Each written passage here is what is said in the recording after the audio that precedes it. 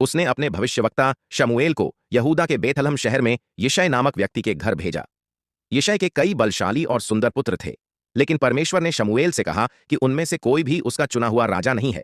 फिर यिशै ने अपने सबसे छोटे पुत्र दाऊद को बुलाया, जो चरवाहा था और भेड़ों की देखभाल करता था। परमेश्वर ने शमूएल से कहा, यही मेरा चुना हुआ है। और शमूएल ने दाऊद का अभिषेक किया। कुछ समय बाद इस्राएलियों और पलिश्तियों के बीच युद्ध हुआ। पलिश्तियों के पास गोलियत नामक एक विशाल योद्धा था, जो इस्राएलियों को ललकारता था। कोई भी योद्धा उससे लड़ने को तैयार नहीं था। जब दाऊद अपने भाइयों को भोजन देने युद्ध क्षेत्र में पहुंचा, तो उसने गोलियत को इस्राएल का अपमान करते सुना। दाऊद ने राजा शाऊल से कहा, मैं इस पलिश्ती से लड़ूंगा। शाऊल ने उसे अपनी सेना की पोशाक पहनाई, लेकिन दाऊद ने मना कर दिया और केवल अपनी गुलेल और 5 चिकने पत्थर लेकर मैदान में उतर गया। गोलियत ने उसका मजाक उड़ाया, लेकिन दाऊद ने कहा, मैं तुझसे इस्राएल के परमेश्वर के नाम से लड़ने आया हूं। फिर उसने अपनी गुलेल से एक पत्थर चलाया, जो सीधा गोलियत के माथे पर लगा और वह जमीन पर गिर पड़ा।